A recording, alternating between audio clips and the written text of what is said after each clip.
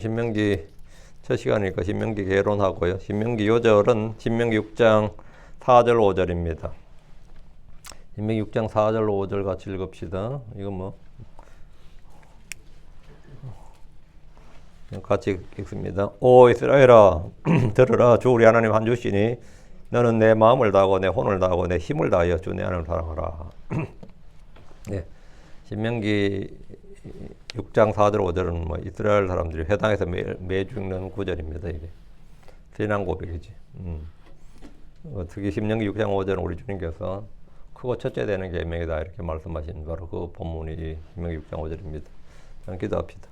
위대하고 거룩하신 주 하나님 감사합니다. 하나님 은혜 주에서 오늘도 주의 말씀을 또 전할 때 은혜가 넘치는 시간이 되도록 도와주시옵소서. 주 하나님께서 주의 영을 충만케 하시고 또 위로부터 또 하늘에서 쏟아지는 모든 영적인 복으로 저희를 복 주시고 또 저희 마음 가운데 깨우침을 주시길 간구합니다. 아버지 하나님께서 또 성령을 충만케 해주시고 평안과 기쁨도 넘치게 해주시옵소서. 은혜가 넘치는 그런 시간들이 되기를 간구드립니다. 사랑하는 아버지 하나님 이 자리에 함께 혼들을 기억하여 주시고 또 여러 배로 복을 주셔서 참 이 모임에 늘 사모하는 모임이 되도록 그리고 또 오늘 통해서 마음의 위로를 받고 힘을 얻는 그런 시간들이 되도록 도와주시옵소서. 아버지 하나님께서 전한 자는 듣는 자가 모두 주 앞에 있사오니 주님께서 예수 그리스도를 통해서 우리 주 예수 그리스도 안에 있는 모든 것을 저에게 허락해 주시기를 간구드립니다. 아버지 하나님 도와주십시오. 힘을 주십시오. 주의 성기도합니다. 아멘. 예. 이제 신명기를 공부하겠습니다. 오늘 공부할 말씀은 신명기 전체 개론입니다. 모세 5권 책 중에서 마지막 책으로 신명기 이름이 붙었는데 뜻이 딱 와닿았죠. 신명기 이 말이. 예. 이 이름은 히브리어 원어 제목이 드바림인데요. 드바림은 뜻이 뭐냐면 words, 말씀들이란 뜻입니다. 말씀들 또는 speeches, 이야기들. 그래서 이제 모세 신명기 1장 1절에 보면 거기 딱 나와요. 이야기들. 신명기 1장 1절에 보면 말씀들이 이러하니라 이렇게 나오죠. 그래서 이제 모세가 백성들한테 한 말씀들이 이러하니라 하면 그게 이제 시작이죠. 말씀들이 이러하다. 여기서 나온 겁니다. 신명기가. 예. 말들 또는 이야기들이란 뜻인데 이는 신명기가 모세가 이스라엘 백성에게 전한 3번의 설교 즉 말씀들로 이루어져 있기 때문입니다. 신명기 저자는 모세입니다. 우리 주께서 모세의 글이라고 인정하셨기 때문에 이제 이론의 여지가 없죠. 주님께서 모세의 글들에 이렇게 우리 주님이 저자를 딱 모세라고 딱 못 박으셨죠. 모세의 글들에 이렇게 모세율법에 이렇게 하니까 뭐 학자들의 의견은 전 중요하지 않습니다. 우리 주님께서 모세라고 하셨어요. 근데 그럼에도 이제 모세의 죽음과 관련된 34장 모세가 기록했는데 어떻게 모세가 자기 죽었고 자기가 죽었는데 무덤 못 찾았다 그러고 이런 말이 나올 수 있느냐. 신명기 34장이 약간 문제가 되죠. 그 신명기 34장은 여호수아나 다른 사람이 기록했을 가능성이 있습니다. 기록 연대는 이스라엘 백성이 가나안 땅에 들어가기 직전인 주전 1407년경으로 추정됩니다. 이는 출애굽 후 40년 광야 생활의 마지막 시기에 해당합니다. 킹제임스 성경 기준으로 신명기는 총 34장이고 959절 그리고 킹제임스 성경 기준으로 32,759 32,755단어입니다. 신명기에는 뜻이 두 번째 계명, 제2의 계명 이런 뜻입니다. 제2의 계명의 뜻인데 이집트에서 나온 1세대가 광야에서 모두 죽었으므로 약속의 말씀을 받은 율법을 받은 세대가 죽어버렸으니까 새로 들어갈 세대에게는 그 말씀을 줘야 되는 거죠. 2세대니까. 2세대에게 준 말씀이니까 두 번째 말씀이 된 겁니다. 1세대, 모세는 1세대에게 시내사에서 말씀을 받아 줬는데 2세대는 못 받았으니까 2세대가 이렇게 똑같은 말씀을 모세가 다시 전해주는 그래서 두 번째 계명이란 뜻이에요. 두 번째 말씀. 그래서 다시 한번 율법을 정리해서 강조해야 될 필요가 있었습니다. 신명기는 과거를 돌아보고 미래에 대한 소망으로 가득 차 있습니다. 주님은 약속의 땅에 들어갈 이스라엘 백성들에게 과거 역사, 주님의 역사를 기억하도록 하셨습니다. 그래서 이 신명기는 기억하라는 말이 굉장히 많이 반복됩니다. 읽다 보면 기억하라가 뭐 신명기 5장 15절, 7장 18절, 8장 2절, 8장 18절, 9장 7절, 15장 15절 계속 나와요. 계속 기억하라. 역사를 기억하지 못하는 사람은 그것을 반복하는 재앙에 빠지게 마련입니다. 신약 성도들이 주는 간절한 고면도 기억하라. 예, 주 예수께서 하신 말씀을 기억하라. 뭐 부활을 기억하라. 뭐 이런 거 듣고 받은 것을 기억하라. remember 이 단어가 많이 나옵니다. 신명기는 출애굽 1세대들이 불신으로 인해 광야에서 모두 죽었고 물론 뭐 레이지파와 이제 갈렙이나 여호수아는 살았지만 예, 장로들도 살았고요. 다 죽었다니까 진짜 뭐 몽땅 다 죽은 줄 아는 사람도 있는데 그런 건 아니고 그 세대들이 이제 불신의 세대들이 다 죽었다 이 말입니다. 신명기 출애굽한 1세대들이 불신으로 인해 광야에서 모두 죽었고 새로운 세대들이 새로운 지도자인 요소의 지휘 아래 새로운 땅에서 정착해서 새로운 도전과 새로운 시험에 부딪히며 살아갈 것에 대한 하나님의 말씀입니다. 모세는 무려 10차례에 걸쳐서 이들이 새 땅에 들어서 어떻게 살아야 되는가 설교를 했습니다. 모세가 설교한 신명기 핵심의 의의들은 땅이란 말, 왜 이들은 가나안 땅에 들어가야 되니까 랜드, 땅이란 말이 여기 153회가 나와요. 땅이란 말이. 그 다음에 inherit, 상속이란 말이 36번, 소유하라, 차지하라, 이게 65회, 65번. 그 다음에 들으라, hear, 이게 44회. 경청하라, hear 컨 72회. 들으라, 뭐 hear 컨 합치면 110번이 넘는 거죠. 그 다음에 heart, 마음이란 단어가 46번 나옵니다. 이 단어가 빈도수를 보면 그 성경의 특징을 알 수가 있는 거죠. 그 특징을. 모세오경 중에는 사랑이란 말이 가장 많이 나오는 성경입니다. 20번 나오는데 사랑이란 창세기부터 민수기까지 사랑하다, 사랑이란 단어 몇 번밖에 나오지 않습니다. 특히 민수기에는 한 번도 안 나옵니다. 사랑이란 단어가 민수기에는 단 한 번도 안 나와요. 근데 신명기에는 이제 20번이나 나와요. 성경의 성격을 확 보여주는 거죠. 모세가 즐겨 사용한 어휘의 빈도만 봐도 이 책이 말하고자 하는 바와 강조점이 무엇인지 알 수가 있습니다. 정리하면 너희가 하나님의 말씀을 듣고 경청하고 그분을 사랑하면 그 땅을 차지할 것이고 상속을 받을 것이다. 이게 신명기가 한 줄로 딱 요약할 수 있는 겁니다. 특히 하나님을 사랑하라는 제1계명, 첫째 계명이 바로 신명기에 등장합니다. 우리를 향한 주님의 사랑 역시 신명기에 언급됩니다. 마음이란 단어 역시 매우 강조되었는데 이는 하나님의 말씀은 마음에 있어야 되고 마음을 다해 사랑해야 되고 죄 역시 마음에서 시작되기 때문입니다.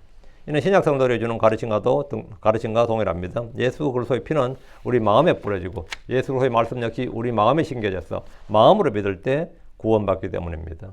신명기는 예수님과 신약의 사도들의 자주 인용되었던 이 책입니다. 마태복음 4장과 누가복음 4장 예수님께서 사탄의 3가지 시험을 받을 때 모두 신명기의 말씀을 인용해서 물리쳤습니다. 그 시험을 받아서 시험을 이기는 책, 신명기 그렇게 말하죠.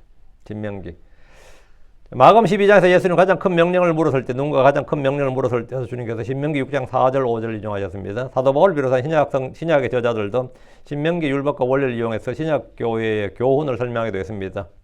예를 들어 목회자에게 월급을 줘야 되느냐 말아야 되느냐, 급여를 줘야 되느냐 말아야 되느냐 하면 이 신명기의 말씀, 고린도전서나 고린도전서 9장 9절, 갈라디아 3장 10절, 율법이 무엇이라 말하느냐 하면서 이라는 소의 입에 멍에를 씌우지 말라. 그것이 서로를 위해 기록된 것이냐, 우리를 위해 기록된 것이지 이렇게 나온 거죠. 그게 진짜 서로를 위해서 기록된 것으로 보느냐? 그게 아니다 이거.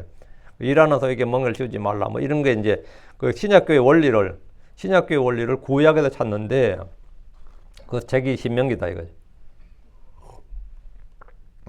그 이스라엘 백성이 신명기 이스라엘 백성이 하나님의 율법에 순종할 때 받을 복과 불순종할 때 받을 저주를 명확하게 제시합니다.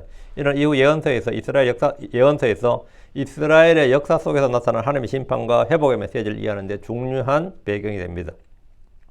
예언자들은 신명기 언약적 틀 안에서 이스라엘 죄를 지적하고 해결을 촉구하며 미래의 소망을 제시했습니다. 신명기는 모세의 저작권에서 가장 논란이 많은 책입니다. 아까 말씀드릴 때 모세가 기록했다는 분명한 말씀에도 불구하고 모세가 죽은 이후의 일들이 기록되어 있기 때문입니다. 신명기 34장에 그게 나옵니다.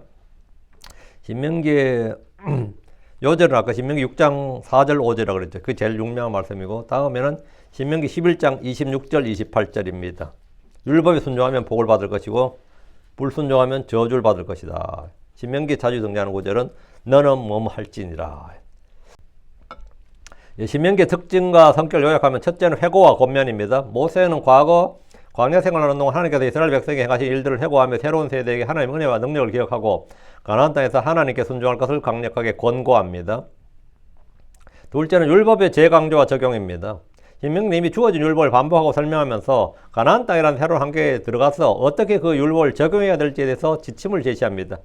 받은 율법은 광야에서 지킬 수 있는 법이 아닙니다. 안식일이야 물론 광야에서 지킬 수 있겠지만 율법에서 받은 모든 명령은 가나안 땅에 들어가야 지킬 수 있는 거지 광야에서 지키는 게 아니에요. 너희가 그 땅에 들어가거든. 그러니까 그 땅에 들어가서 어떻게 지킬 것인가죠. 율법의 정신과 목적을 강조하면서 백성들의 마음과 삶 전체로 하나님을 사랑하고 순종할 것을 촉구한 겁니다. 셋째가 언약의 갱신입니다. 모세는 이스라엘 백성과 하나님 사이의 언약을 다시 한번 상기시키고 그들이 언약 백성으로서 지켜야 할 의무와 그에 따른 축복과 저주를 분명히 밝힙니다. 이는 가나안 땅에서의 새로운 시작을 앞두고 언약 관계를 굳건히 하는 중요한 과정입니다. 넷째가 설교적 성격입니다. 신명기는 앞에 성경 창세기부터 민수기까지 이 역사적 그 사건을 쫙 하고 법적 그 개념보다는 이 설교적 교훈적 내용들입니다. 이 사복음서로 치면 요한복음 정도로 해당됩니다. 마태, 마가, 누가복음은 이 역사적 사건의 기술에 초점을 맞췄다면 요한복음이 그 교훈적 영적 적용에 초점을 맞춘 복음서죠. 그와 같이 이것도 마찬가지로 앞에 네 권과 달리 신명기는 그래서 읽기에 가장 여러분이 편안한 모세오경에서 읽기 제일 편해요. 제일 편하고 제일 교훈적이고 설교적 성격이라고 그러죠. 이거를 그래서 신명기는 딱딱한 법전의 형태보다는 모세의 감동적인 설교의 형태로 기록되어 있습니다. 그의 간절한 마음과 사랑이 담긴 설교는 백성들의 마음을 움직이고 순종을 이끌어내고자 했습니다. 다섯째는 미래에 대한 전망입니다. 신명기 이스라엘 백성이 불순종할 경우 겪게 될 심판과 포로 생활, 그들이 받게 될 정죄와 저주를 예언을 했는데 이 예언의 말씀들이 문자 그대로 성취가 됩니다. 다음에 미래의 회복과 소망, 이것도 같이 신명기 31장에 제시됩니다. 신명기를 이제 크게 세 부분으로 나누면 1장부터 4장까지가 모세의 첫 번째 이스라엘에 전한 말씀들이고요. 이런 역사적 내용입니다. 5장부터 26장은 모세가 두 번째 전한 말씀으로 율법적 내용이고요. 27장부터 30장은 모세가 이스라엘에 전한 세 번째 말씀으로 예언적인 겁니다. 31장부터 34장은 부록으로 자신의 운명과 죽음, 모세의 노래에 관한 글입니다. 이렇게 나누어지는데 이제 1장부터 4장입니다. 모세는 출애굽한 과정을 이제 여러분이 펜 하나 들고 쫙 표시해 두시면 이제 성경 신명기 다 배운 느낌이다. 오늘 1시간 만에 신명기를 다 배운 느낌이다. 이런 게 들 겁니다. 모세는 출애굽의 과정을 모두 정리해서 설명하고 있습니다. 1장 2절에 따르면 열하룻길을 불신으로 인해서 열하룻길 이 람셋에서 떠나면 이집트 람셋에서 떠나면 가나안 땅까지는 2주가 안 걸리는 거리입니다. 열하룻길이라고 되어 있어요. 열하룻길. 그렇죠? 호렙에서 세일산의 길로 가데스바네까지 열하룻길이다. 이랬고. 그런데 이 길을 40년 썼어요. 40년. 우리 인생도 마찬가지입니다. 바로 하나님과 순종했으면 바로 할 수 있는 일을 수십 년 돌아간 사람 수두룩 합니다. 수십 년을 돌고 돌아서 결국은 주 앞에 가는 사람, 주 앞에 갈 때까지 수십 년 걸린 사람 수두룩해요. 이스라엘이 그랬습니다. 바로 받을 수 있는 2주면 충분했던 시간을 이 40년을 광야에서 소모했습니다. 불신은 시간과 정력과 힘을 다 낭비하고도 얻는 것이 없습니다. 신명기 앞에서 볼 수 없었던 사건의 배경과 발단, 영적 의미까지 해석하고 있다는 점에서 가치가 큽니다. 이스라엘이 40년을 광야에서 방황했던 이유는 32절에 나옵니다. 이 일에서 너희가 주 너희 하나님의 말씀을 믿지 아니하였도다. 이게 이유예요. 왜 이렇게 지체되었느냐? 왜 이렇게 약속의 땅을 바로 받지 못했느냐? 뭐라고? 이 일에서 너희가 주 너희 하나님의 말씀을 믿지 아니하였도다. 자, 2장으로 갑니다. 2장 1절에서 2, 3절은 광야에서 여행한 동안 에돔 족속, 모압 족속, 그리고 암몬 족속을 피하라고 하셨습니다. 2절, 5절에 나오죠. 그들과 다투지 말라. 9절, 모압 족속을 괴롭히지 말라. 19절, 암몬 자손의 맞은편에 가까이 가던 그들을 괴롭히지 말고 그들과 다투지 말라. 뭐예요? 이들과 싸우지 말고 전쟁하지 말라는 거죠. 다투지 말라잖아요. 그들이 막 틀어막고 하는데 다투지 말라는 거예요. 본때를 보여줘야 되는데, 그죠? 이럴 때는 본때를 보여줘야 되는데 다투지 말라. 괴롭히지 말라. 괴롭히지 말며 그들과 다투지 말라. 이게 뭐예요? 싸우지 말라는 거죠. 그게 이스라엘이 양보를 하는 거예요. 이스라엘 지금 사정이 더 어려운데 양보를 하지.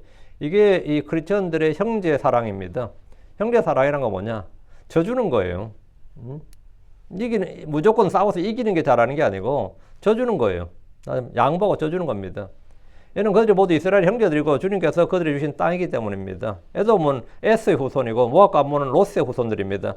하나님 육신의 형제들과도 전쟁을 하는 걸 허락하지 않으셨습니다. 싸우지 말라고.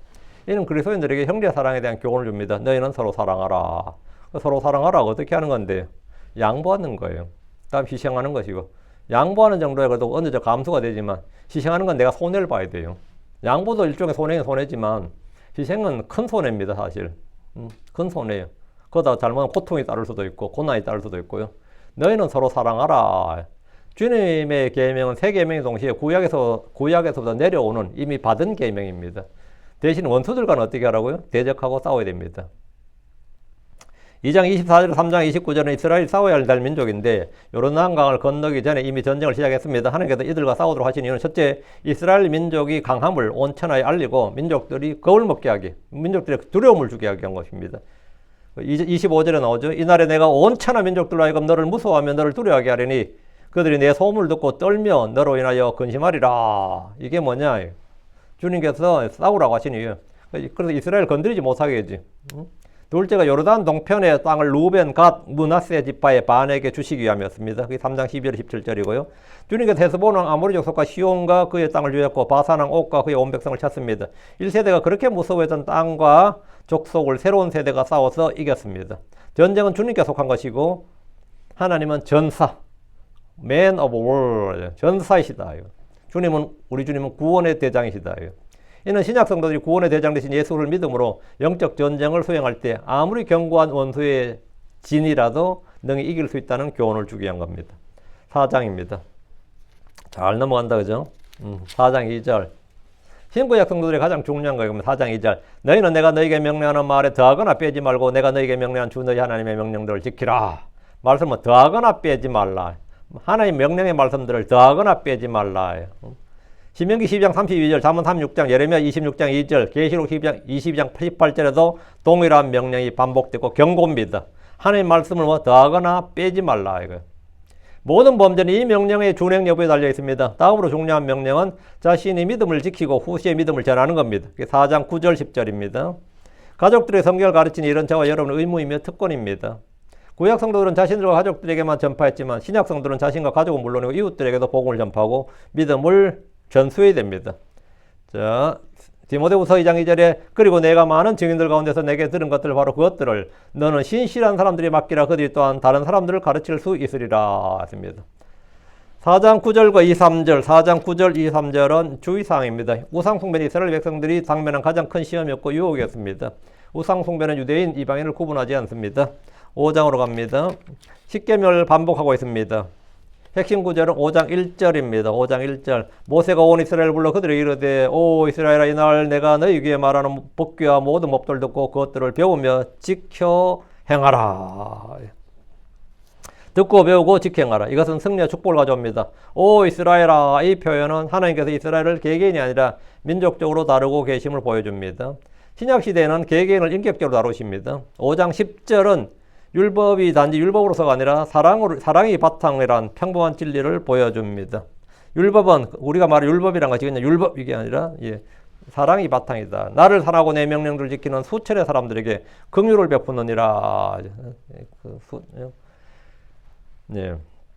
근데 4장 37절에 보면 주께서 내 조상들을 사랑하셨으므로 긍휼을 베푸는 근거는 뭐냐? 하나님의 사랑이다. 주님 주신 모든 율법은 마음속에 간직해야 됩니다. 마음이 없는 순종은 순종이 아닙니다. 29절 다만 그들이 항상 이 같은 마음을 품어 나를 두려워하며 내 모든 명령을 지켜 그들과 그들의 자손들이 영원히 잘 되기를 원하노라 하여 그들이 항상 이 같은 마음을 품어 이 같은 마음을 품어 어떤 마음이요? 주를 향한 좋은 이 선한 마음, 정직한 마음, 순수한 마음, 이 사랑하는 마음, 이 마음을 품어야 돼요. 이 속에 이 같은 마음을 품어 이 같은 마음이 있어 우리 성에 마음이 있어 이래 되네. 마음을 품어. 이 마음이 가장 중요하다. 주님은 돌판에 하는 마음의 말씀, 주의 명령을 새기기를 원하십니다. 이것을 새 언약이라고 합니다. 예레미야 32장 39절 40절에 새 언약이 나오고요. 히브리서 8장 8절 12절에 이 구절이 인용이 되어 있습니다. 신약 성도들 역시 말씀을 마음으로 받아서 마음으로 믿고 열매를 맺어야 됩니다. 6장입니다. 6장 5절은 성경 전체에서 가장 중요한 구절 중에 하나입니다. 주님께서 신약에서 자주 인용하는 구절이고 크고 첫째 되는 계명으로 언급됩니다. 너는 내 마음을 다하고 내 혼을 다하고 내 힘을 다하여 내 하나님을 사랑하라. 이제 내 마음을 다하고 내 혼을 다하고 내 힘을 다하여 이제 말씀을 지켜 행할 때 주어지는 것들은 다음과 같습니다. 2절에 나오죠. 내 날들이 길게 되리라. 다음 3절에 너희가 크게 불어나리라. 18절에 좋은 땅으로 들어가 그것을 소유할 것이요. 19절에 원수들을 내쫓으리라. 25절에 이것이 우리의 의가 되리라. 말씀을 지켜 행할 때 얻는 복입니다. 2절, 3절, 18절, 19절, 25절이 바로 하나님의 말씀에 순종할 때 얻는 복 5가지입니다. 주의사항은 12절과 16절이죠. 12절 너는 조심하여, 조심하여 주의하여. 너를 이집트 땅 속박의 집에서 인도하여 대신 주를 잊지 말고, 조심해야 될 게 뭐라고? 주를 잊지 말라는 것. 그 다음에 16절. 너희가 마사에서 그분을 시험한 같이 주 너희 하나님을 시험하지 말고. 두 가지, 주의사항 두 가지 뭐라고? 잊지 말고, 주님을 잊지 말고, 주님을 시험하지 말고. 5절, 6절이 선행되지 않고 7절, 9절은 소용없고요. 지금도 랍비들은 작은 성구하며 성경 구절을 담아서 이마와 양팔에 달고 다니는데, 여러분 유대인들이 머리에 뭐 꼭 검은 모자 쓰고 다니는 거 보셨죠? 그 왜 쓰고 다니냐면 그 위에 성구함을 해가지고 묶어 다니거든요. 팔도 여기도 마찬가지. 여기에 팔에 이제 성경 구절 넣어가지고 조그만 하물쇠만큼 만들어서 이렇게 묶어 다녀요. 그건 지금도 뭐 랍비들은 다 그렇게 하고, 웬만한 좀 열심히 사람들은 몸에 뭐 성구함 2개 정도는 갖고 다닙니다. 성구함 2개 정도는. 특히 머리에 많이 해요. 내 정신이 온전하라고. 아예 한국식으로 하면 부적이지, 소위 말하는. 부적이지. 근데 이제 절에서 중림이 써준 게 아니고 하나의 말씀이란 차이인데, 성구함을 하는데 다만 알죠. 근데 말씀이란 것은 말이죠, 몸에 달고 다녀야 되는 것이 아니라 마음 속에 담고 다녀야 됩니다. 말씀은. 근데 마음속에 잘 안 담고 다니니까 그렇게 다 사세요. 마음속에 잘 안 담고 다니니까 여러분 이렇게 지갑 속에라도 성경 구절 하나 적어놓고, 어떤 분이 저희 교회 설교 원고가 이렇게 6페이지, 7페이지 되는 게 주니까 이걸 들고 다니기가 그렇잖아요. 근데 여기 유명한 리고레 목사님 교회에 보니까 그분들은 요약해서 주더라고요. 요약해서 성경 그거를 요약해서 주는데, 그분들은 차 같은 데 잘 갖고 다니라고, 그쪽 교회 성도들은. 교통사고 나가지고, 보험사 기다리고 경찰 기다리면서 이제 여행 갔다가 그렇게 마음이 이제 열받는 거죠. 그래가지고 할 일 없으니까 그 지갑에서 끄집어내가지고 그거 봤는데 그게 마음에 평안이 오더라고요. 하여튼 말씀을 생각하고, 들은 말씀을 하면, 마음에 변화가 옵니다. 뭐가 와도 와요. 우리나라 사람들은 뭐 그런 거 안 하고 그 시간에 또 유튜브 보지, 또 그 시간에 빨리 폰 끄집어내가지고, 그럼 더 열받아요. 더 짜증나고. 7장입니다. 6장까지가 과거 역사에 대한 이야기라면 7장은 앞으로 들어가 살게 될 땅에서 겪을 위험에 대한 경고입니다. 첫째, 원수들과 어떤 것도 타협하지 말라. 2절, 3절, 16절이에요. 첫째가 원수들과 어떤 타협도 하지 말라. 둘째, 18절입니다. 원수들을 두려워하지 말라. 두려우면 곧바로 타협을 해야죠. 두려우면 타협하게 되는 거죠.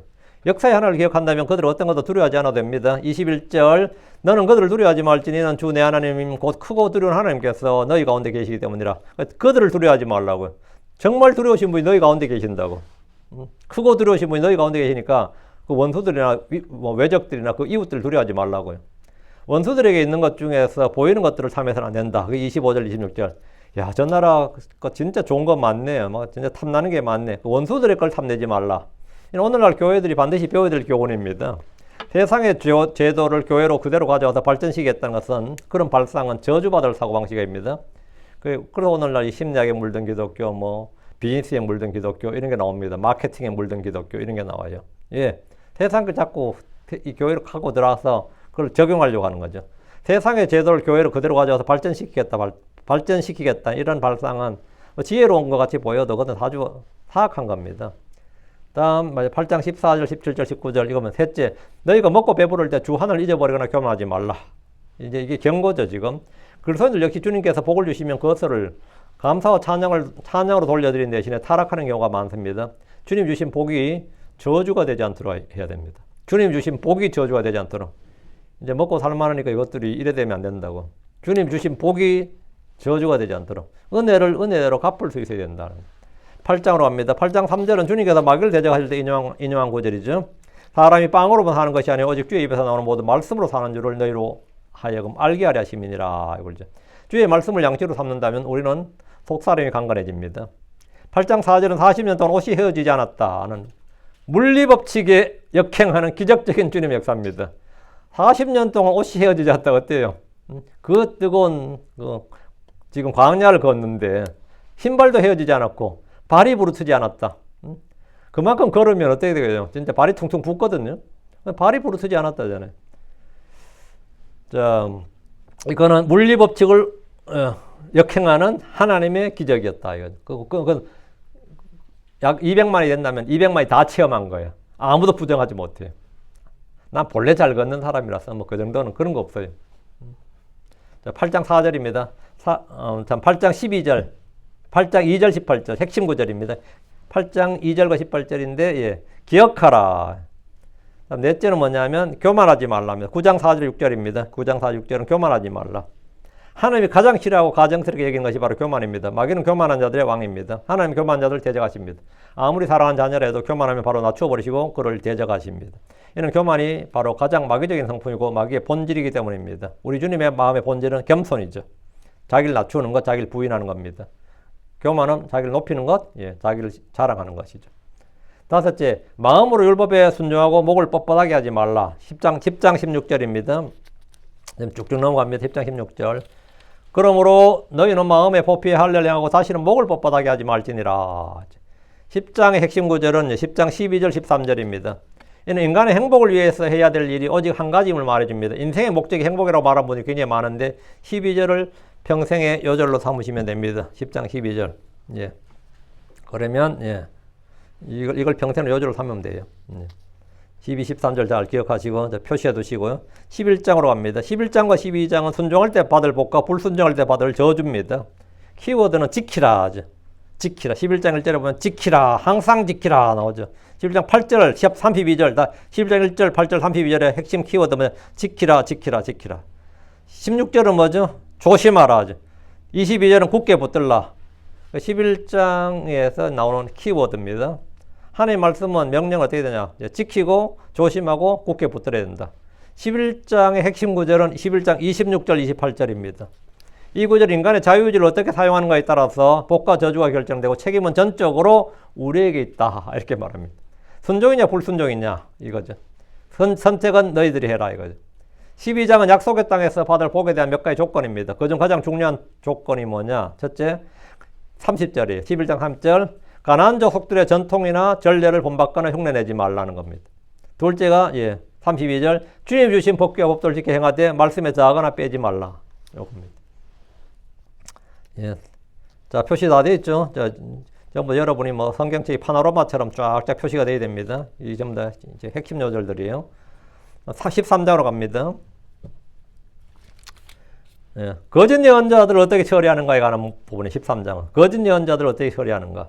거짓 예언자 특징은 뭡니까? 첫째가 표적이나 이적들을 보입니다. 1절에 나오죠. 표적이나 이적을 내게 보이고 그러잖아요. 거짓 예언자들이 표적을 못 행하는 게 아니에요. 거짓 예언자들이 표적을 못 행하는 게 아닙니다. 오늘날 수많은 영험하다는 목사님들이 뭘 하죠? 병을 고치든 뭘 하잖아요. 뭐 방언은 가장 기본이고, 그거 잘하는, 그 아무 교회에 뭐, 날라리 집사도 하는 방언, 구원도 안 받은 날라리 집사가 하는 방언을 나도 못해. 그게 뭐예요? 거짓이다, 이 말입니다. 그것들, 거짓 예언자의 특징은 뭐냐? 표적이나 이적을 보인다는 거. 둘째 뭐죠? 그 표적이나 이적이 이루어진다는 거예요. 오, 이거 황당하죠. 셋째, 다른 신들을 섬기자, 이런다. 우리가 따라 그들을 섬기자 할지라도 다른 신들을 섬기자, 유혹합니다. 많은 사람들이 속는 이유는 표적과 이적을 모두 성령의 역사라고 믿기 때문입니다. 거짓 표적이라는 게 있는데, 거짓 이적과 거짓 표적은 생각을 안 하고, 하여튼 방언만 해도 다 그게 성령의 은사인 줄 알고, 뭐 하면 다 성령의 뭔 줄 알지만, 마귀도 하늘에서 불을 내립니다. 마귀도 하늘에서 불을 내려요. 욥기에도 나오고 계시록에도 나와요. 하늘에서 불을 내린다잖아요.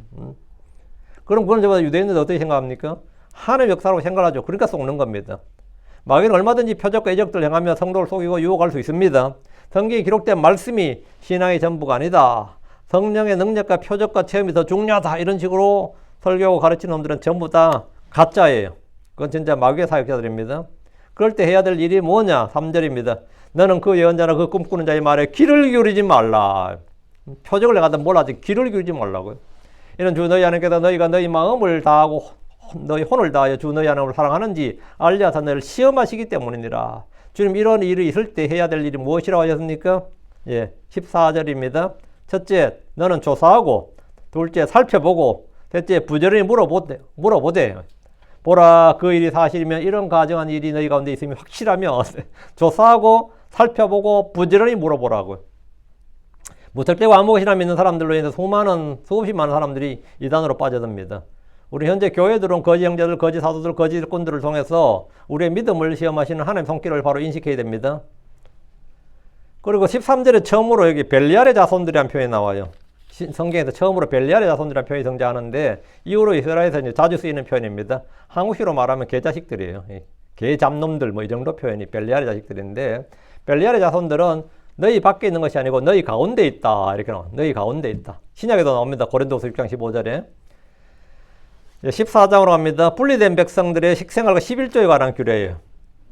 이미 레위기에서 자세히 언급되었지만 다시 반복합니다. 이런 법이 제정된 이유는 2절에 있죠. 2절에. 예. 너희는 뭐 주 너희 하나님께 거룩한 백성이므로 왜 너희는 이렇게 식사하고 이렇게 생활해야 되느냐? 우리는 뭐가 다르냐? 너희는 하나님께 거룩한 백성이단 말이죠. 그래서 식생활부터 달라야 된다. 그리고 11조가 나오고요. 2절 보면 이는 내가 주 내 하나님께 거룩한 백성이기 때문에 주께서 땅의 모든 민족들보다 너를 높이 택하여 자신에게 특별한 백성이 되게 하셨느니라. 3절부터 21절은 식생활이고 음식에 관한 것이고요. 22절부터 29절은 11조에 관한 규례입니다. 특히 29절 말씀은 순수한 종교가 무엇인지 보여줍니다. 순수한 종교가 무엇이냐? 예. 그게 이제 29절 말씀인데 그 뭐죠? 구제죠. 29절 말씀에 따르면 요거는 신약의 야고보서 1장 27절이에요. 야고보서 1장 순수한 종교는 이것이니 하거나 순수한 신앙심은 이것이니 이렇게 번역된 데도 있고요. pure religion 하거나 pure religion. pure religion이란 건 뭐냐? 예. 레위인과 너와 함께 나눌 몫이나 상속 재산이 없는 레위인과 내 성문들과 하는 나그네와 아버지 없는 자와 과부가 와서 먹고 배부르게 하라. 그리하면 주 내 하나님께서 내가 내 손으로 하는 모두에서 내게 복을 주시리라. 이게 뭐냐? 이웃 사랑이죠. 형제 사랑, 이웃 사랑. 이게 진정한 종교다. 순수한 신앙심이다. 다음 15장으로 갑니다. 15장과 16장은 안식년과 주요 명절들에 관한 규례입니다. 신명기는 레위기 25장 여기 레위기 25장 2절 7절, 출애굽기 23장 10절 11절보다 좀 더 광범위하게 이 율법이 적용되고 있습니다. 안식년에는 채권자들이 자기 형제나 이웃에게 준 채무를 면제해줘야 됩니다. 그게 1절 2절이고 이 법에 순종할 때 큰 복을 주십니다. 형제들이 빌려달라고 하면 조건 없이 필요한 대로 빌려줘야 됩니다. 그게 7절 11절이고 지금 아깝죠. 빌려달라고 하면 다 빌려주면 어떡해. 나는 뭐 먹고 살아. 근데 큰 복을 주신다잖아요. 여러분 생각할 때 그러면 큰 복은 무슨 큰 복해서 큰 복은 무슨 큰 복이 내가 이것 때문에 얼마나 고생하고 우리 애들까지 굶겼는지 모른다 싶어도 그거 걱정하지 마세요. 하늘에서 다 보상받습니다.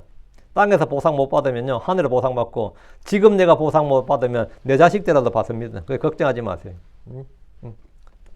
그거 안 그런 것 같죠. 네. 재앙도 마찬가지고 복도 마찬가지입니다.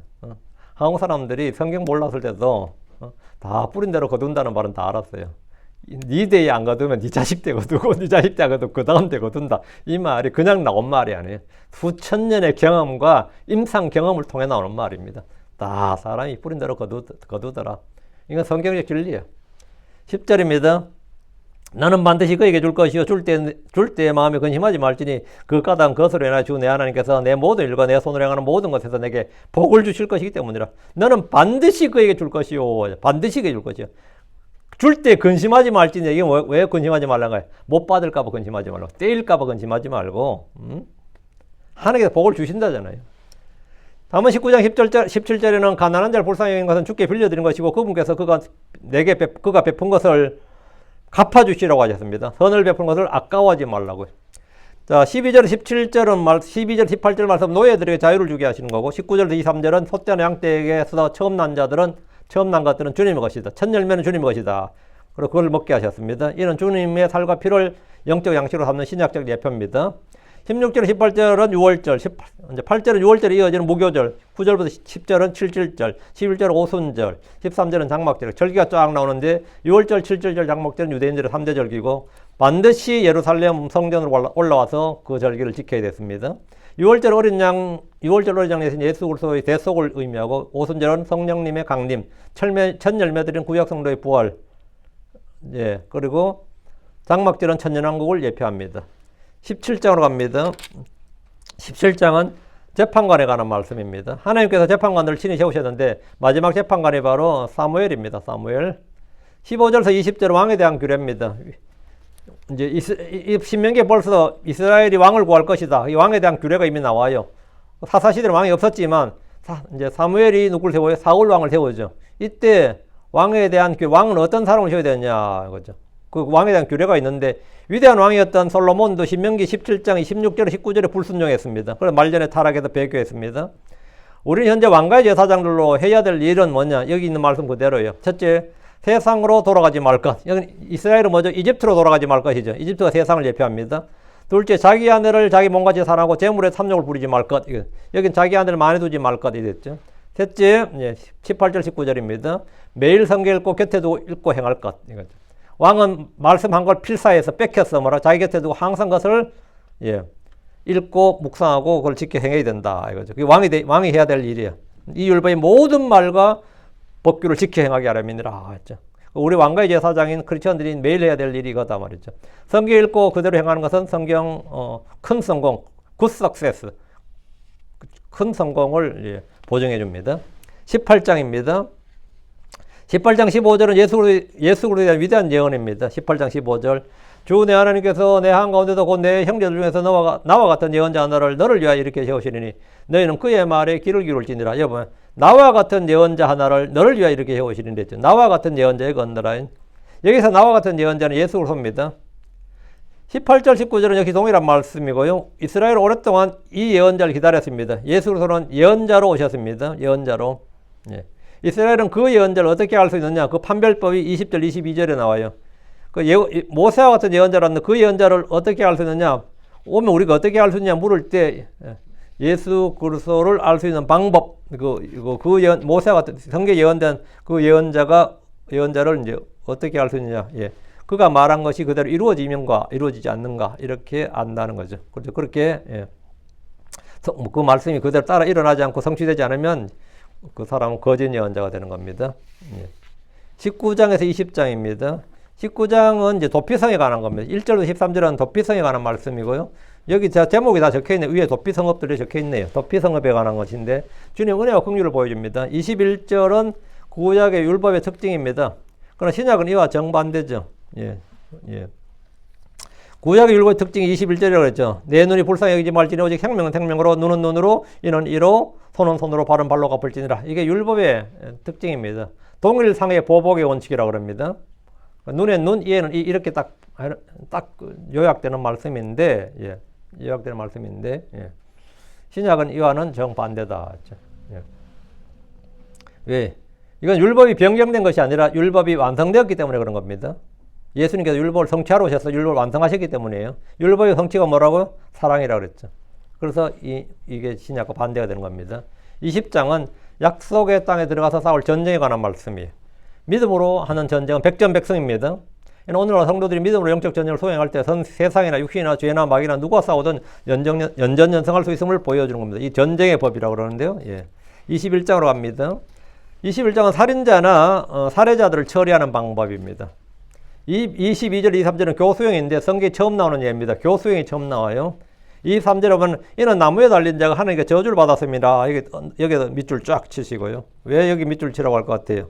이 말씀, 이는 나무에 달린 자가 하나님께 저주를 받았습니다. 마지막 부분에 나무에 매달아 죽이는 것은 시체를 하늘과 땅 사이에 둠으로써 하늘과 땅으로부터 모두 버림받았다는 뜻으로 행해지는 겁니다. 나무에 달림 걸죠. 사람은 땅에 사는 존재인데 땅에서 들리잖아요. 그렇다 하늘에 올라간 것도 아니고 그래서 하늘과 땅 사이에 있던 놓이는 게 나무에 달린 교수형이에요. 매달리는 거잖아요. 우리 이스라엘의 형체는 사형법 뭐죠? 투석형이죠. 돌로 쳐서 죽이는 거라고. 근데 왜 나무에 달아 죽이느냐 이거죠. 나무에 달려 죽을 사람이 있는 거지. 예수님께서는 우리의 저주가 되셔서 나무에 달리셨고 땅에 묻히심으로써 우리의 모든 죄가 정결하게 되었습니다. 그래서 갈라디아 3장 13절에 그리스도께서 우리를 위해 저주가 되셔서 율법의 저주를 구속하셨으니 이는 기록된 바 나무에 달리는 모든 자는 저주받았느니라 하였기 때문이라. 이 구절이죠. 갈라디아 3장 13절 여기서 인용된 겁니다. 우리 주 예수 그리스도에 관한 예수 그리스도의 사형법에 관한 말씀이다 이 말입니다. 한마디로 이스라엘 일반 사형법은 이게 아닙니다. 투석 돌에 맞아 죽는 거지. 자, 22장으로 갑니다. 22장 1절에서 8절은 인간성에 대한 법이에요. 인간성에 대한 법. 불쌍히 여기는 마음, 연민은 그리스도인의 자연스러운 본성이 되어야 됩니다. 9절부터 12절은 분리 하나님을 가장 잘 보여줍니다. 분리 하나님. 싹 분리하라는 거예요. 어떻게 분리하는? 포도원에 여러 가지 씨를 뿌리면 혼합 파종이 안 된다는 거죠. 10절에. 다음에 너는 소와 나귀를 함께 서서 밭을 갈지 말지니라. 소와 나귀를 함께 밭을 갈지 말라고. 11절 너는 양털과 아마로 섞어 짠같이 여러 가지 섞어서 짠 옷을 입지 말지니라. 이게 뭔 말이에요? 예. 혼방도 입지 말라는 거예요. 하나님은 분리 하나님입니다. 분리 하나님입니다. 이거 정말 이게 가장 단적으로 보여주는 말씀입니다. 예. 분리 하나님에 대해서 얼마나 강조하는지 이걸 보여주는 거예요. 오늘 교회가 연합만 강조하죠. 여러분 어느 교회에서 분리를 강조하는 교회 봤어요? 이 교회 빼고. 다 연합을 강조해요. 연합과 일치가 온통 교회 슬로건이지 분리하는 교회는 아마 거의 없을 겁니다. 그런데 그것은 이제 분리에 대해서 침묵하라가 큰 죄입니다. 고린도후서 6장 11절에서 7장 1절이 바로 여기 해당되는 말씀입니다. 이걸 바탕으로 쓰여진 겁니다. 23장으로 갑니다. 1절부터 8절은 1절 8절은 예, 주의 거룩한 회중들이 신체도 거룩해야 됨을 말하는데 이거 읽어보면 좀 이거 장애인 비하가 아닌가 또 그런 생각이 드는데 이는 주님이 외모를 취해서가 아니라 완전함에 대한 교훈을 주기 위함이고요. 장애인이 성전에서 사역을 하지 못하겠다. 이건 왜 그런 것 같아요? 차별이 아닙니다. 성전 사역이 상당한 하드워킹이에요. 뭐 소나 이 양이나 염소 같은 그 무게가 장난이 아닙니다. 그 잡아서 재단 위에 올리고 막 이렇게 하는 게 장애인들이 거기 할 수 있는 일이 아니에요. 그래서 사실 이거는 장애인 보호법입니다. 여기 와가지고 뭐 다리 저는 사람이 와가지고 그 무거운 걸 들고 올린다. 여러분 소 뒷다리 하나도 무게 장난 아닙니다. 사람 몇 사람이 들어야 양 한 마리를 들어요. 양 한 마리가 우리가 그냥 번쩍번쩍 들고 하는 게 아닙니다. 그거를 재단 위에 온전히 올려서 불태우려면 예, 레위인들이 상당한 체력을 요구하는 겁니다. 상당한 체력을. 근데 이 몸에 뭐 그런 거 있는 사람들은 그 아예 한마디로 군대가 왜 장애인들은 군대 면제해 주는 것처럼 성전 규례를 면제해 주는 겁니다. 예. 그거 가지고 이제 어떤 사람들은 뭐 또 반대로 해석하는 분들이 많이 있는데 그게 아니고 하나님께서 그걸 보호해 주는 거죠. 이는 신약적으로 볼 때 영이 거듭나고 혼이 구원받아 거룩해진 사람만이 주님의 몸된 교회에 들어올 수 있다. 이런 것을 이제 예표해 주는 거죠. 18절에 헌금으로 받지 않는 돈이 나옵니다. 헌금으로 주님께 드려서는 안 되는 돈이 나와요. 죄악으로 번 돈은 주님께 헌물로 드릴 수 없습니다. 이는 신약에도 그대로 적용됩니다. 주님께서 번성케 하신 대로 자원하는 마음으로 현재 가진 대로 드리면 됩니다. 주께서 번성케 하신 것이 아닌 것을 주의 축복이라고 말하면 안 됩니다. 24장으로 가서 뭐 지금 신명기에 보면 다 나옵니다. 그죠? 신약에 나오는 교훈들이 다 나와요. 24장은 뭐냐? 1절부터 4절이 이혼에 대한 법이에요. 이혼에 대한 법이고요. 모세가 이혼에 대한 법을 준 것은 이스라엘 사람들의 완악함 때문이었습니다. 신약 성도 이혼 조건은 뭐냐? 첫째, 사별이죠. 사별은 자동 이혼이죠. 배우자가 없으면 결혼의 법에서 벗어나게 됩니다.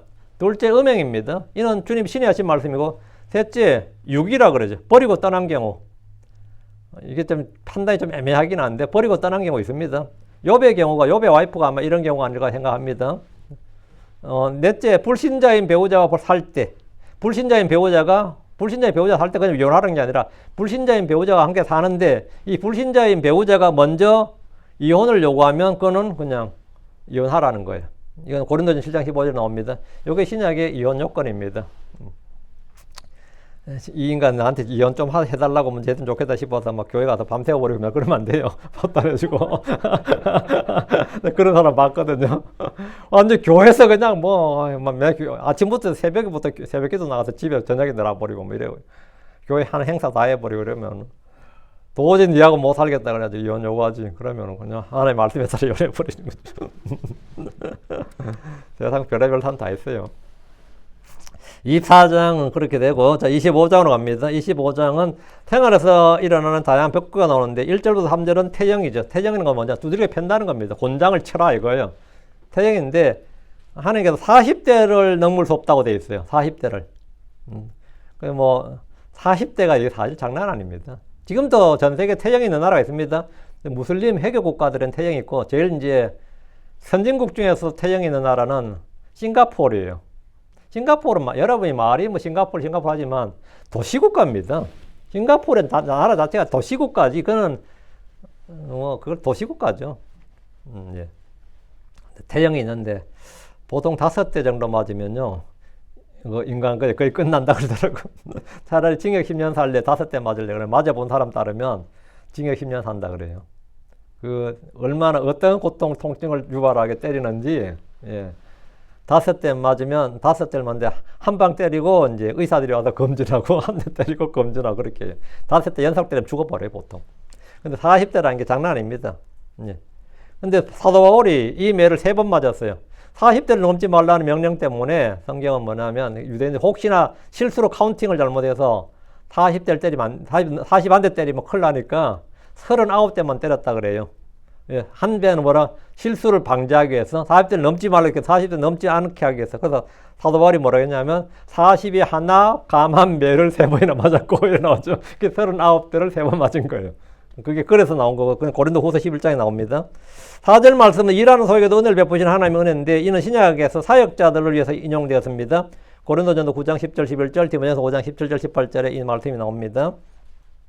5절에 10절은 형사치수제입니다. 이는 형의 유업을 계속 있게 하기 위한 겁니다. 이는 이미 율법이 주어지기 전에 유다의 아들들 사이에 있었는데 유다의 아들들이 이것을 싫어했다가 죽었습니다. 루시 이 법에 따라 수혜를 받은 대표적인 여인입니다. 11절부터 12절은 파울플레이에 대한 것이고 13절 16절은 눈속임수와 사기에 대한 법입니다. 17절 19절은 아말렉이 영원히 지어질 것에 대한 말씀이고 이 아말렉은 성령과 싸우는 육신을 예표합니다. 육신과 성령은 서로 대적합니다. 성령으로서 몸의 행실을 죽여야 된다 이런 뜻입니다. 26장으로 가서 첫 열매를 드리며 주님을 경배하는 것. 12절부터 19절은 순종에 따라 주어지는 복입니다. 27장으로 갑니다. 27장은 율법을 돌에 새겨서 에발산 위에 세우게 하셨습니다. 그림 심사는 축복을 선포하고 에발산은 저주를 선포했는데 율법을 기록한 돌은 그림 심산이 아니라 에발산에 세워졌습니다. 이는 주님께서 율법의 저주로부터 우리를 속량하실 것을 미리 보여주신 겁니다. 28장은 축복과 저주장입니다. 1절부터 14절은 축복이고요. 15절부터 68절 몇 배의 분량입니다. 3배 정도 많아요. 저주입니다. 저주. 이 저주 속에는 불순종한 이스라엘의 미래가 예언되어 있습니다. 36절부터 36절에서 37절은 바벨론의 포로가 될 이스라엘이죠. 49절부터 50절은 로마의 지배하에 있게 될 이스라엘. 54절에서 57절은 예루살렘의 황폐화. 64절, 68절은 전 세계로 흩어진 디아스포라, 유대인. 그죠? 전 세계로 흩어진 유대인들에 대한 예언이고요. 이는 모두 그들의 불신과 불순종에 따라 성취된 겁니다. 그 순서대로 그대로 역사와 일치합니다. 저주의 그 순서와 이스라엘이 실제로 겪었던 역사가 일치합니다. 29장입니다. 이게 본문 다룰 때 다 다룰 겁니다. 1절부터 15절은 팔레스타인 언약이라고 해서 새로운 언약입니다. 문제는 4절인데, 자, 4절.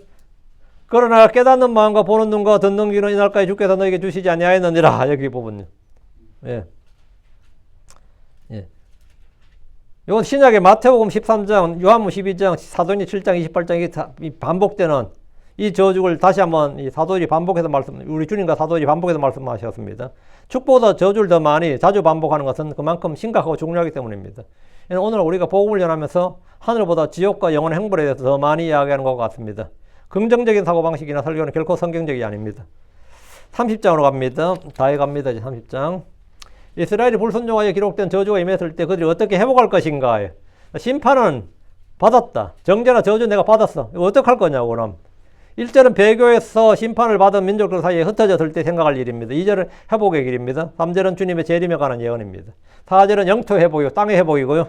이는 아브라함에게 약속했던 바로 그 땅, 주님이 오셔서 친히 세우실 천년왕국의 땅입니다. 6절은 이스라엘의 미래에 있을 민족적 핵심이고 7절은 민족들의 심판입니다. 이스라엘 대적했던 모든 민족들이 심판을 받게 됩니다. 완전한 역사적 예언이죠, 이게. 8절은 천년왕국에서 다시 율법이 지켜지고 지금까지 불순종해서 이스라엘은 순종함으로써 지금까지 받았던 기록된 저주 대신에 기록된 복을 상속받을 것이다. 이 내용이고요. 9절은 천년왕국 기간 동안 이스라엘의 민족적 번영입니다. 이때 이스라엘은 세계의 머리, 모든 민족들의 우두머리, 세계 최강국이 된다고. 영적 도덕적으로는 의의 국가가 되고 제사장 국가로서 모든 나라의 존경을 받게 됩니다. 11절부터 14절은 11절 14절 말씀은 믿음의 말씀에 관련된 중요한 구절로서 신약 성경에서 그대로 인용이 되었습니다. 로마 10장 16절에서 8절이 이 말씀입니다. 이후에 이스라엘의 실패는 바로 이 말씀을 입에 마음에 두지 않음으로써 불신과 불순종에 빠지고 맙니다. 믿음은 우리의 마음과 입에 말씀이 얼마나 있느냐에 달려 있습니다. 믿음의 유무란 게 믿음을 크게 하고 싶습니다. 그러면 방법은 간단합니다. 말씀을 마음에 입에 얼마나 두느냐가 그 사람의 믿음이 얼마나 크고 강해지느냐, 부유해지느냐에 있어요. 방법은 어렵지 않죠. 난 믿음을 좀 더 크게 하고 싶습니다. 그러면 여러분 마음속에, 입술에 말씀을 많이 담아두면 됩니다. 그러면 믿음이 커집니다. 커져요. 31장입니다. 모세의 마지막 설교이자 권면입니다. 15절에서 21절은 이스라엘이 배교할 것에 대한 예언이에요. 그래서 모세는 여호수아의 리더십에도 힘을 줬는데 그 14절, 23절이죠. 한 명의 제대로 된 영적 지도자야말로 온 민족의 배교를 막아낼 수 있습니다. 덕분에 이스라엘은 여호수아의 당대에 배교하지 않았습니다. 25절에서 30절은 레위 사람들에게 주의 말씀을 적은 율법책을 언약궤 곁에 두어 증거로 삼겠습니다. 모세는 이들의 배교를 훤히 내다보고 있었습니다. 눈에 보이는 거죠. 28절, 29절에. 20절부터 21절은 모세가 가르친 노래고 이들은 이 노래를 통해서라도 말씀을 기억하게 하기 위한 주님의 배려였습니다. 이 노래라도 외워놓으면, 노래라도 딱 부르면 된다고요. 여러분 성경 말씀 못 믿겠거든. 찬송가라도 믿으라 그러잖아요. 찬송가 가사라도 믿으라고. 찬송가 보면서 여러분이 좋아하는 뭐 애성곡 이런 거 뭐 찬송 한두 곡 있을 거 아니에요. 이런 거 뭐 인내하신 구세주요 그러면 그거를 뭐 성경에서 못 읽으면 성경에서 찬송가에서 인내하신 구세주구나. 그렇지, 그런 거 있죠. 나 주의 구원받고 주 앞에 나옵니다. 그러면 그거 믿으라고. 그 찬송가라도 그 말씀 이 자체가 그 찬송가 자체가 이게 저거니까 모세 노래는 구약 이스라엘은 이런 찬송가와 달리 이 본문 자체가 가사였어요. 본문 자체가 시편이고 시편 같은 게 다 그런 거죠. 그러니까 그걸로 충분히 이제 나름 어쨌든 배교를 막을 수 있는 게 노래였다 그죠. 이들은 노래를 통해서라도 하나님의 말씀을 기억하고 주를 기억하게 하는 주님의 배려였다 이거죠. 우리가 찬송가를 부르는 찬송을 배우는 이유 중에 하나이기도 한데 입술에 찬양이 있고 성경 구절을 기초로 한 노래가 있다면 신앙에 큰 유익이 있습니다. 노래의 가치는 이루 말로 나올 수 없습니다. 주님은 찬양을 입술의 희생제, 열매라고 말씀하셨습니다. 입술에 송아지 뭐 이런 것도 있고요. 32장입니다. 32장은 모세의 노래입니다. 1절부터 6절은 주님의 순수함과 이스라엘의 패역함이 대조되어 나옵니다. 7절부터 14절은 이스라엘을 향한 주님의 사랑, 15절, 18절은 이스라엘의 배교, 19절, 33절은 배교의 결과, 34절, 42절은 주님 이스라엘을 다루시는 다루심, 43절은 결론 나오죠. 예. 이는 천년왕국 때의 일입니다. 모세의 노래는 모두 예언적인 것입니다. 이들은 모세가 가르친 이 노래를 여호수아를 통해서 배웠습니다. 44절, 45절에 나오죠. 48절에서 52절은 모세의 죽음이 선포되었습니다. 33장 모세가 한 축복이고 지파별로 예언하고 축복했는데 지파별로 이렇게 예언하고 축복한 게 이제 야곱이 이랬고요. 다음에 모세가 이렇게 했어요. 34장은 모세의 죽음입니다. 모세의 시체는 주님이 옮기셨습니다. 그건 유다서 1장에 나옵니다. 유다서 1장 7절에 나오고 10절에서 22절은 위대한 예언자로서의 모세를 기록합니다. 이는 우리 주 예수 그리스도께서 예언자로서 사역을 예표하는데 이렇게 해서 신명기 34절까지 어쨌든 정리를 마쳤습니다. 간략한 정리입니다. 사실은 정리를 했는데 제가 어제 밤에 이거 줄이느라고 정리하는 게 얼마나 길겠어요. 10몇 페이지더라고. 13페이지인가 14페이지 돼서 11페이지를 줄이고 다시 9페이지를 줄이고 다시 줄이고 또 줄여서 8페이지를 줄이고 했더니 다 줄어들어서 결국 중량이 많이 빠졌는 것 같아요. 근데 좀 더 줄여보려고 7페이지를 줄여야 되겠다 생각해서 했는데 잘 안 되더라고. 지금 겨우 8페이지를 줄였는데요. 예. 여러분 여기 나온 구절들을 여러분 성경에 쫙쫙 표시해 두시면 간략하게 신명기를 마친 그런 기분이 들 겁니다. 예. 다음 시간에 본문 바로 들어가겠습니다. 기도합시다. 위대하고 거룩한 감사합니다. 하나님께서 참 위대한 말씀, 우리에게 주신 이 말씀을 저희가 소유하도록 해주셨습니다. 아버지 하나님, 저희 손에 있는 말씀, 저희 눈에 있는 이 말씀들이 저희 입술에도 있게 하시고 무엇보다 저희 마음의 보고에 있도록 해주시옵소서. 말씀을 마음에 쌓아둘 수 있도록 은혜를 주시고 저에게 듣는 길을 주시고 보는 눈도 허락해 주시옵소서. 무엇보다도 깨닫는 마음이 중요합니다. 주께서 지혜와 계시형을 주셔서 이 말씀들을 잘 깨닫도록 해주시고 이 말씀을 통해서 신구약 전체를 파노라마처럼 전체를 들여다볼 수 있도록 해주시고 주님의 계획과 뜻을 잘 파악할 수 있도록 해주시고 아버지 하나님, 저희가 이 말씀을 마음에 받은 대로 또 이 말씀을 사용해서 살 수 있도록 해주시고 열매 맺도록 해주시옵소서. 무엇보다도 이 신명기 말씀을 통해서 우리 교회의 모든 성도들이 또 이 말씀을 듣는 모든 혼들이 큰 은혜를 받는 그런 시간을 갖도록 해주십시오. 감사드립니다. 주의 성기도합니다. 아멘.